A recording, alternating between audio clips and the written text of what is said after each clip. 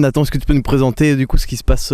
Tu disais différentes techniques pour le travail de la terre, pour que la terre se travaille elle-même. Et donc du coup, il y a différentes techniques sur chaque étoile, sur chaque partie de cette étoile. Tu peux nous les présenter? Alors oui, effectivement, on expérimente aussi beaucoup ici les différentes techniques possibles de culture. Comme voilà, ça fait 1 an qu'on est sur le projet et on découvre une nouvelle terre qui est plutôt limoneux, calcaire ici. On découvre un nouveau climat marseillais, on a le Mistral, etc. Donc on reste ouvert aux différentes techniques de culture et on expérimente plusieurs choses pour déterminer à l'avenir ce qui fonctionne le mieux et pouvoir commencer à rationaliser la future ferme, micro-ferme pour avoir des cultures et une production efficace. Donc on expérimente la fameuse culture sur but, la sandwich, où on utilise des techniques où on enterre en fait de la matière organique dans le sol.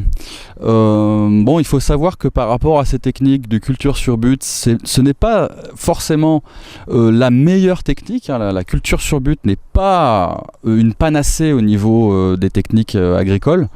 On peut avoir un certain nombre de problèmes qui se posent quand on enfouit de la matière organique, c'est-à-dire la fossilisation de ta matière organique, et en fait tu déstructures le sol plus que tu ne le régénères.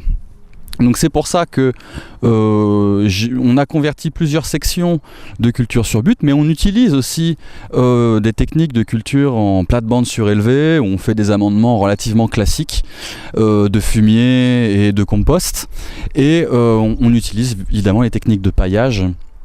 Donc là on a de la paille de blé, mais ça pourrait très bien être autre chose. On a utilisé un peu de BRF aussi l'année dernière.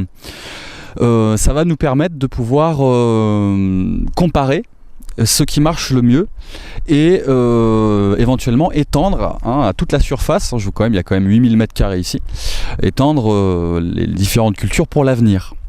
On utilise aussi beaucoup les engrais verts, donc voilà, comme je disais tout à l'heure, ici on a des buts en régénération avec de la moutarde, de la facélie principalement, qui va permettre en fait à certains minéraux du sol en profondeur de remonter et à de l'azote d'être fixé et d'être redispatché à la surface des buts. À un moment on fauche et l'élément va se composter sur place. On utilise beaucoup ce genre de technique de compostage sur place. Et surtout, toutes les parcelles ont été paillées là. Oui, ça par contre c'est général. C'est ça, c'est général, c'est pour planter, voilà. Donc au niveau du projet en général sur toute la surface, on utilise beaucoup les paillages. Alors, il faut savoir qu'en permaculture, c'est à la fois une technique qu'on utilise beaucoup, mais qui a des failles.